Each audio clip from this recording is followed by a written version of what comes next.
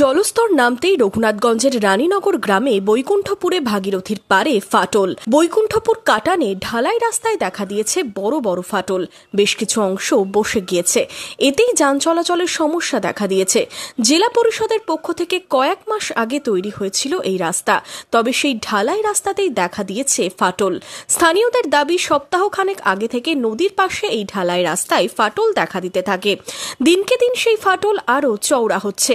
রাস্তা বসে গেছে, তো বসে গিয়ে গাড়ি ঘোড়া চলা মুশকিল। দুটো প্যাসেঞ্জার নিয়ে যাচ্ছি, তো এখানে নামিয়ে তারপর টোটো কোনো রকম করে নিয়ে যাচ্ছি। যে কোনো মুহূর্তে তো বিপদ হয়ে যেতে পারে। যে কোনো মুহূর্তে অনেক গাড়ি উল্টে গেল, তো আচ্ছা, অনেক গাড়ি উল্টে গেল এর মধ্যেই। কবে থেকে ফাটল দেখছেন? ফাটল মোটামুটি এই 8-10 দিন হলো, তো এই 2-1 দিন থেকে একবারে দিনের দিন বসে আছে।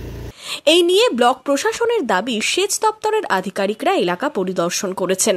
নদীর জলস্তর নামতেই এমন ঘটনা ঘটেছে। এলাকায় মানুষকে সচেতন করা হচ্ছে। এই রাস্তার উপর দিয়ে ভারী যান চলাচল নিয়ন্ত্রণ করা হয়েছে। ইরিগেশন থেকে ইন্সপেকশন হয়েছে। ইনস্ট্যান্টলি যবে আমরা খবর পাই তবে আমরা ইরিগেশনকে, এসডিওকে এবং অন্যান্য সুপিরিয়র আধিকারিককে জানানো হয়। তো এসডিও ম্যাডামের ইনস্ট্রাকশনে ইরিগেশন থেকে আধিকারিকরা ইন্সপেকশন করে সাইট। প্রোটেকশন ওয়াল যেটা আছে ওটা আগে করা হয়েছিল, ওটা আনহ্যাম্পার্ড আছে, ওটা ঠিক আছে। এবারে এই জলের যদি স্তরটা স্টেবল থাকে তাহলে এটার আর ফার্দার প্রোগ্রেস করা উচিত না। তবুও প্রশাসনের দিক থেকে আমরা কোনো চান্স নিইনি। আমরা ওখানে হেভি ভেহিকেলের মুভমেন্ট রেস্ট্রিক্ট করেছি, যেটা ইরিগেশনেরও ইনস্ট্রাকশন ছিল যে ওখানে হেভি ভেহিকেল চালাতে দেওয়া রিস্কি হতে পারে।